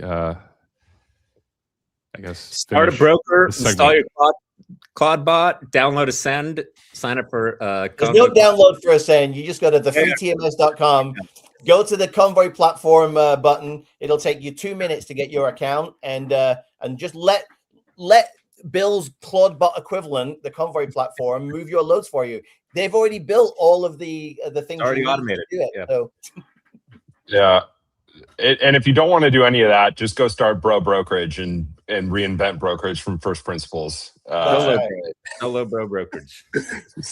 There you go. All right, Thanks, guys. Thanks for coming on. See ya. Appreciate you. See ya. All right, Paul. I gotta jet, bro. All right, give me a second here. I'm gonna take a quick 2-minute break, 3-minute break before Eric comes on. Alrighty, Reed, you have to jump off. So Reed's jumping off here in a second. You know what I'm gonna do, Reed? Well, I'll take a quick break. We're gonna play the music. Play the whole music. I'm gonna play some hold music real quick. I just have to share my screen. And Eric, I'll be back in about a minute. There we go. Remove.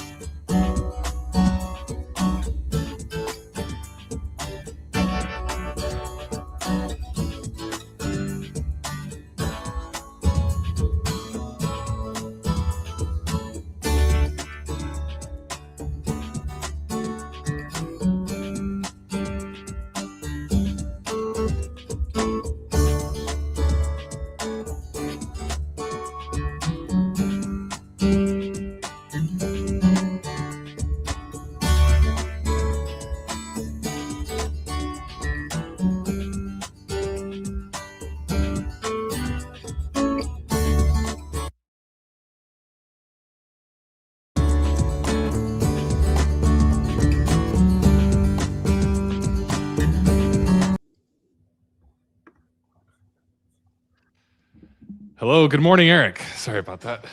Yeah, no worries. I was reminiscing about that awesome hold music. Yeah, it's funny. That was Reed's idea. I mean, it is the classic, I guess, freight broker hold music. So I think it's the classic hold music for everything. yeah, that's true. I don't know if I've really heard much else. Yeah, I honestly, I haven't been in any industry outside of brokerage, so that's why I said brokerage. Eric, well, great to have you on our show today. Unfortunately, Reed had to jump off. He has to drive his wife to the doctor's. It was a last-minute appointment, so it's going to be us two today, and we're here to learn about Navix and about your history. So I think it'd be great to kind of just learn about you. I know you co-founded Navix and you're also the CEO. So if you could just kind of give us the cliff notes of who you are and how you got here. Yeah, no. Well, thanks for first and foremost, thanks for having me, Paul. Obviously, I've been a huge fan of Freight Caviar and watching this too from a regular basis as well.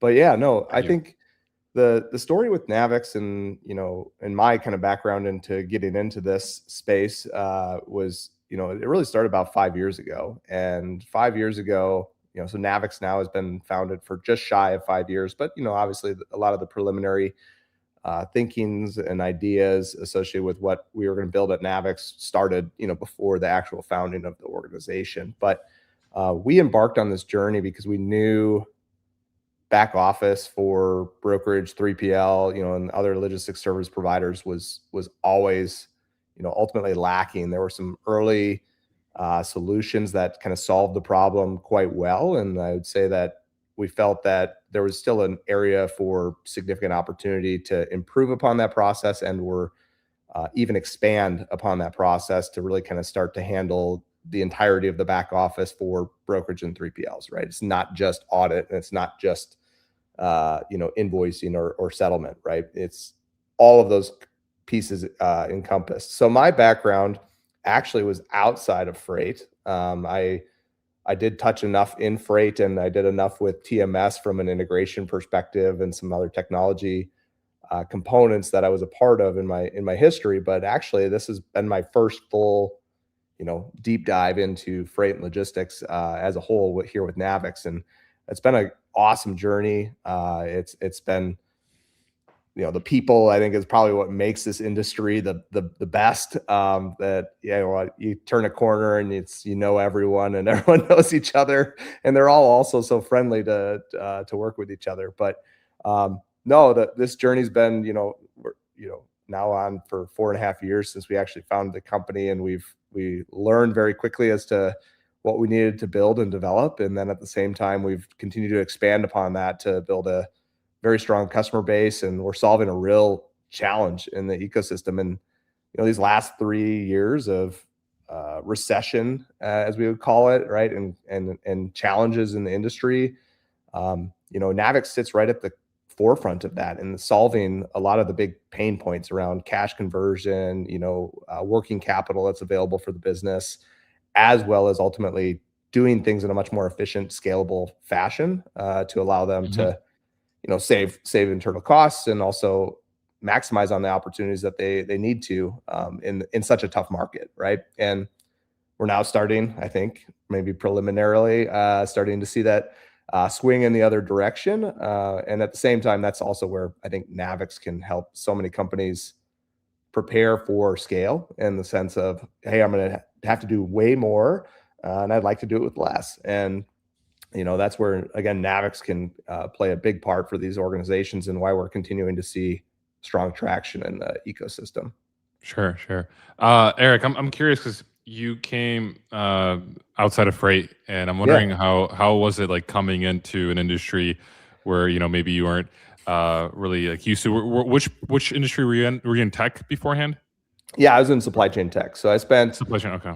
Yeah, so I spent 7 years at a company called SPS Commerce, which I ran a couple different teams for them over there, where one actually ended up being in EDI connectivity for transportation and logistics providers. Okay. So that's kind of where I knew enough coming into this space, but at the same time, Then I went from there, SPS, over to a company called Crisp, and we focused on highly perishable food supply chain and looking at, anything from the point of sale to the actual movement of the goods on the road to, the distribution centers, the Unifies and the KHEs and what have you, all the way back out to the brands and the growers. And we were looking at every step of the movement of those goods to help optimize for less shrink, less spoilage associated with highly perishable food. And then, what's the big core component of that is, you need to know what the temp was on the truck for highly perishable food. You need to know what that bill of lading stated. You need to know if there were damaged goods upon delivery.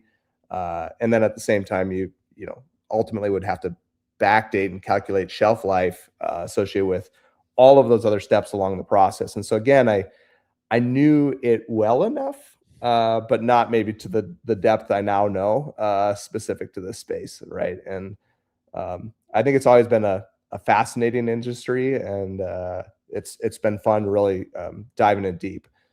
What helped me though, I'd say the most was we took an approach at Navix where we had some outside perspective, but we also brought in team members that had plenty of inside perspective, right? And subject matter expertise. And we think that that's actually attributed to a lot of the success we've seen, where we have both sides of the equation having a real meaningful conversation around maybe this is how it's been done or how you think it should be done, but then from bringing an outside perspective to kind of challenge that and really start thinking maybe another industry does this a little bit differently. Can we take learnings from other areas that can help supplement what we're building and ultimately drive our product roadmap to become best in class? So sure. So right now I see the freight tech market being very crowded. There's a lot of players joining and coming, and something that we talked about with Bill and Tim was just about maybe the future of freight tech itself.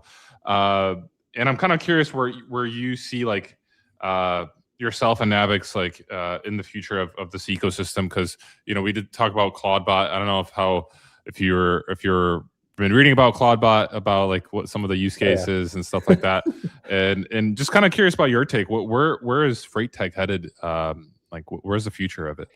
Yeah, no, that's a great question. I have quite an opinion on it. Obviously, running a freight tech company, you have to be quite attuned to what I think is going to happen there. But I would say what we've seen over the last 3 to 5 years was, I'd call it an upbringing. There was kind of a mass rush into this space and freight tech. And what we found, and where Navix is, I think, done well, is we picked an area and we did it really, really well. And we went really, really deep.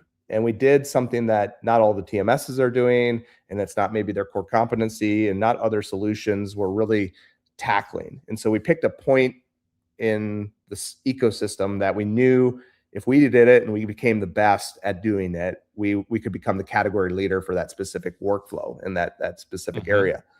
And so I'd say that freight tech as a whole, we've started seeing that, right? The green screens is another great example, right? They came onto the market near about the same time Navix did, and they took a very pointed, we're going to solve this one problem solution, and they did it really, really well. Led to a great outcome. Highway, same thing, right? We're going to pick freight fraud and we're going to solve freight fraud, right? And that's what we want to do. And we're going to go really, really deep in that category and do it really, really well. So I'd say that's what we saw pop up and start to come into freight tech. And what I would say going forward, I believe we're going to see is we're going to see consolidation, right? I think we're going to see some of these best in class solutions, continue to get, bought up, acquired, merged, to ultimately start making more, call it holistic end-to-end solutions across the ecosystem. And I think that's what we're going to see here, but I also believe there are going to be many net new entrants still here over the coming year to 2 years. And I don't think it's just an AI, right? I think AI, obviously we've seen, I probably could count a dozen AI specific freight. More than a dozen. Yeah, I was gonna say it's probably up to like One every 30 week. now. Yeah. And I would say that we're gonna continue to see those, but at the same time, I think we're gonna continue to see those that also want to very specifically specialize on a core competency and go extremely deep, even from an execution layer and a data layer that does ultimately still leverage AI, but it's gonna, I think that's where ultimately you define your moat is you have to become best in class tied to a specific area of what you're solving for. So. Yeah, no, that's a good point. I was talking to Harish Abbott. He's the CEO of Augment, and he was also the co-founder of Deliver that was acquired by Shopify. And he was saying, like, this was like a week ago, right before they like announced Augie, and he was saying how like it's super like easy to set up, like create an AI agent, like a freight AI agent. Like it really doesn't require much like nowadays, especially the thing with Claude you could probably do it yourself at home, but I think it's the more like when you think about the complexities that go into like the whole operation and making sure that it's operating 24/7 without any crashes, any bugs. That's where like the nuances are. And he mentioned he mentioned there's gonna be consolidation as well, especially in the AI space, because there's so many of them. There's too many providers of it. Well, there's so many of them, and you nailed it. So, like, Paul, to give you an example, we had a customer come to us with an idea that they wanted to solve for. Okay, and we've embedded AI and agentic components into our application across the board because we are that source of the data. We can easily spin up, agents off of that very seamlessly. They wanted us to build an agent tied to a specific workflow that they had associated with kind of their back office function. And my engineering team was able to deliver an actual live working agent in under a week for that customer. Because, I mean, that's just how, with the availability of the tools and the speed in which things can move at,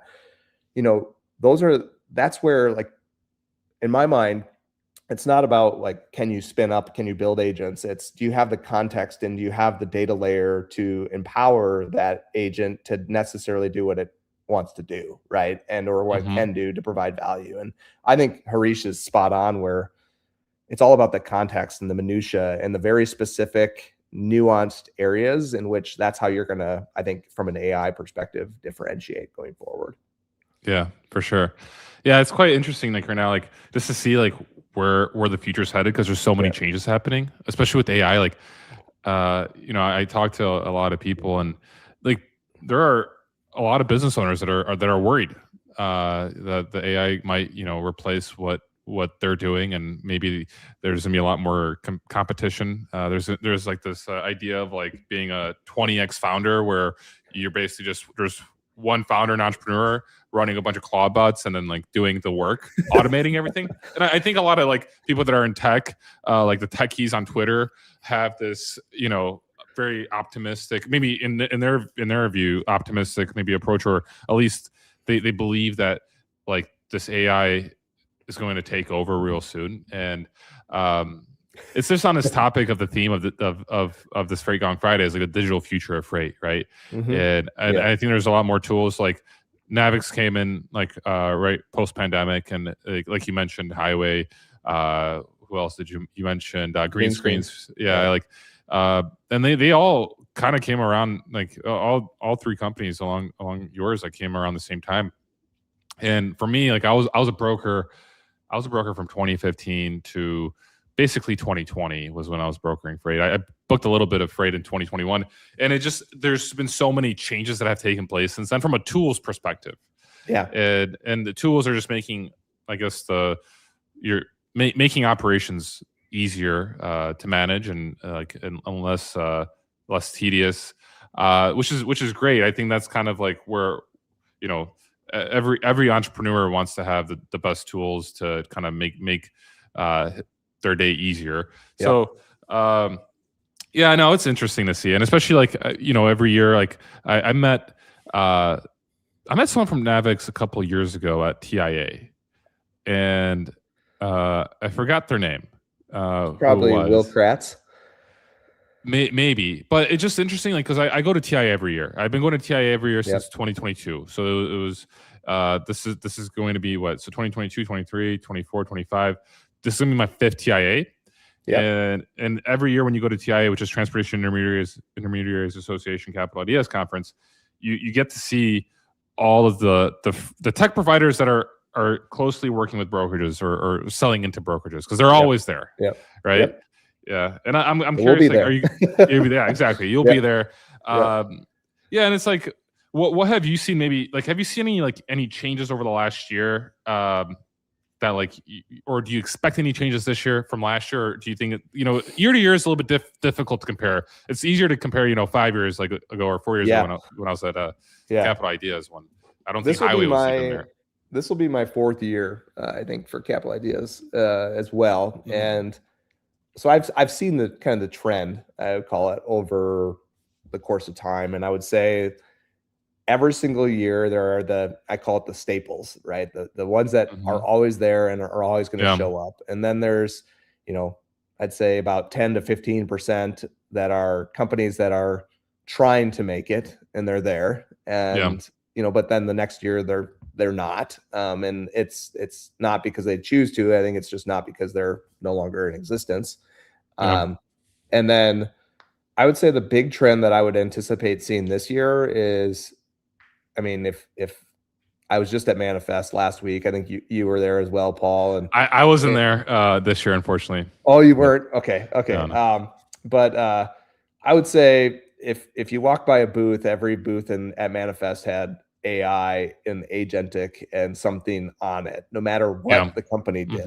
Right. Sure. And so I'd say, like, we're going to continue to see a big push there. I think the trouble's going to be like even like we talked about it a little bit earlier with, you had mentioned from Harish's perspective, like who of all of those providers are going to be around the next year? And I think that's always like the big question is, I think even some of the people that I know that attend TIA from a brokerage perspective, that's half their challenge. They're trying to sift out as they walk that exhibit hall, like, are you a company that's going to be around next year or not?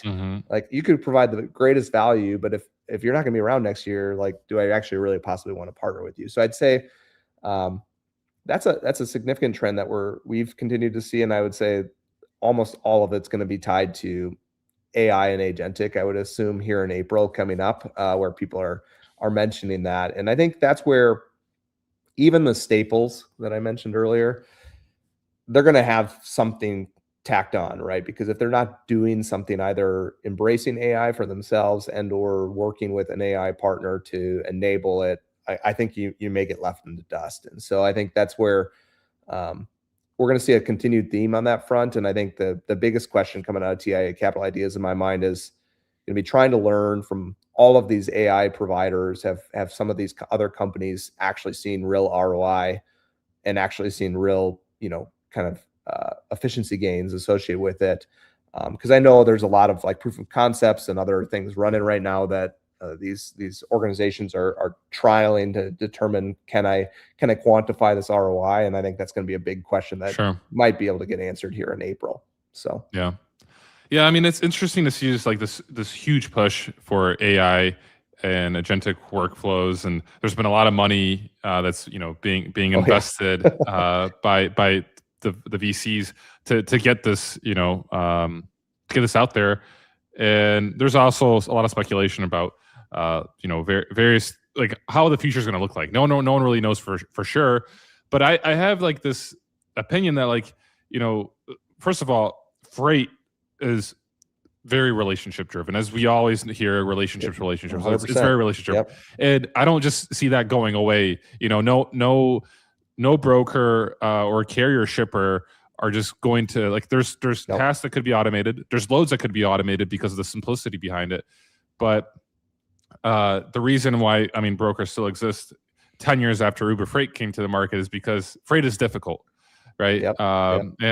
And I do think some individuals, maybe ones that like are kind of outside of freight, they see this as kind of being like really old school, and there's a lot of room to grow, and that's why there's a lot of money being invested in it, and like why there's a lot of new freight tech companies starting up. And but I just the way I hear people are worried about it, but at the same time, for me, it's like, okay, like, the human relationship, the conversation that even we're having right now, or the conversations that are being held at TIA, like yes, like AI will reduce the headcount of like certain roles, but it's going to also, I think, just put a larger emphasis on the relationship aspect of like, okay, can you go and Tim kind of brought this up before you joined us, Eric, was like essentially like go out and actually talk to people. Like that's something that AI won't do, you know, like go grab some Dunkin' Donuts, go be the go knock on doors. Go knock on doors. And in a way we're like kind of going full circle, right? Where it's like we're gonna go back to like the old ways of doing business, whereas while a lot of the things behind the scenes is being automated, which the ones that could be. So I don't know, like I agree with you on that front. I mean, I don't think the relationship component is going to go away. I mean, are we going to see a shift of, let's say, the amount of freight that might move in a more automated fashion? Absolutely. But you're spot on. Like the relationship's what's key. And we actually have like intentionally made that a point on our end as well from Navix's perspective. And so, you know, we have a support team just like, you know, many other organizations tied to our tech. And I've been adamant with our team that I don't want a chatbot. I don't want an agent. I want a person. So like when our customers email in, they get a response from a real person, and that response is very timely, and it's not generated. Here's your ticket. Here's your number. You know, we'll get back to you in short order. Like this is a real person responding to you, and that has, you know, the feedback we've received from our customers is that carries so much weight. And they appreciate it so much that I don't think that that's going away, right? And in a lot of industries, I think a lot of people really value partners and companies and interactions that can still be a live person and a relationship that they can build over time, because that's really where you still have that continued context of that relationship that you may not get when everything goes to a fully automated, workflow or agentic component. And so I say that we're doubling down on that. We're doubling down on that from a support perspective. We're doubling down on that from even our go-to-market motions, right? Like you don't go and sell a freight brokerage by sending them automated AI generated emails that, you know, that's not going to get you in the door. It's the relationship. It's the mutual relationships that maybe a customer of ours has with another client, and or it's seeing those people in person. That's what I think, you know, people value that still today. And I continue to see that, you know, I think of like grocery.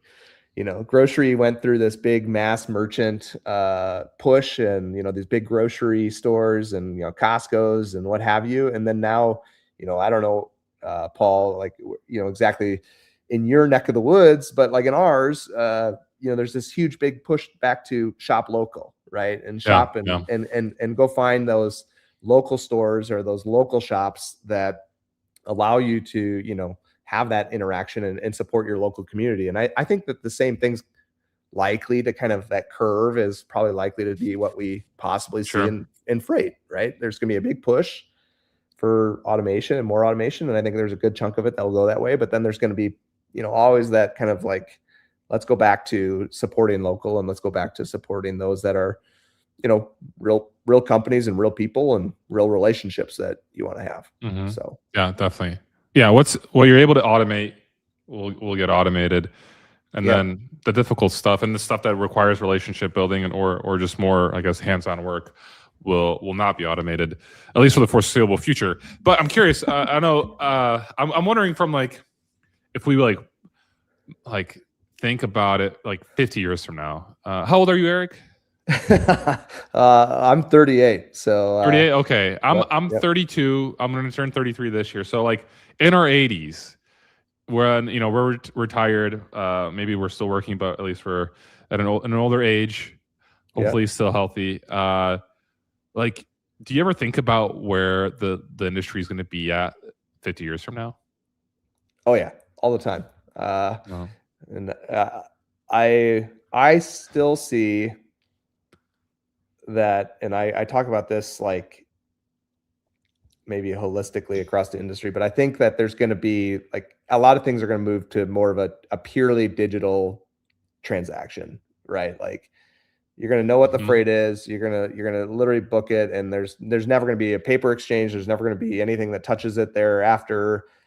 There aren't going to be freight like discrepancies. Like Okay, you're going to basically know, hey, I booked it, and it's just going to be like, it sounds funny, but because we rag at times on Uber Freight, there's going to be like this idea that I just booked it and it's done, and there's no additional work that's necessary thereafter. However, I do believe that even in 50 years, there's still going to be how do you go find that one manufacturer and build a relationship that they're gonna push their freight working through you, right? And we're working through a network that you've built that is going to provide them additional value that they can't achieve doing it by themselves, right? And I think that's where we're just going to continue to see that even over 50 years.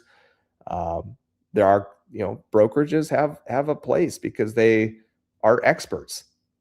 Most shippers aren't experts. And I don't think even as much technology as you put in there, I think there are always going to be nuanced scenarios in which it's going to be important to have a partner that supports you through that. So even 50 years from today, I think there's going to be, folks that specialize in freight to assist all of the automation, all of the technology, all of the digital transactions that could technically take place in place of what we're seeing across the industry today.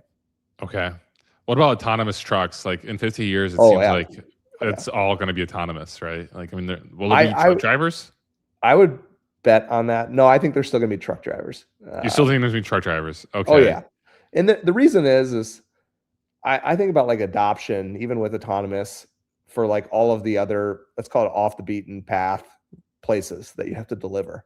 Yeah. You might see autonomous running, Chicago to Minneapolis. Okay, sure. But like, you're not going to see it like in the foothills of Montana. I think maybe maybe, but I would say like, I still think that there's going to be always a mix there. I think it's kind of obviously it's coming, and I think that it's going to be beneficial to see that from an autonomous perspective. But I definitely still think that there's going to be a long mix. I mean, think of it even with cars today. All right. A lot of people have self-driving cars or have other, autonomous type functions associated with their vehicles. And what do? They still want to resort to driving the classics and driving the car themselves, even though they may already have those tools and functions inside the vehicle today. So, yeah, I mean, I drive quite a lot. And sometimes actually it would be nice because like, just to have it be all automated so I could work. It'd be nice to like basically it'd be nice to have like a workstation inside the car and have the car drive. I foresee that happening in the near future. We're not too far away from that right now. And so 50 years from now, it's going to be there. And it's hard to say, but it's curious. I'm just curious, like what the landscape's going to look like, and it's we're all kind of working towards that in some capacity. So it's definitely interesting. Eric, real quick here, we have a rapid fire closure. Kind of just some yes or no questions. Some could be, explain a bit longer. 6 questions. You ready for it? I'm ready. Let's go. Okay. Is freight tech solving the wrong problems? Yes or no? No. Biggest myth about AI and brokerage?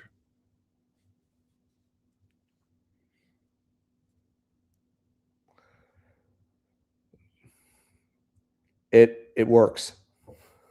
Okay. One tool most brokers don't actually need?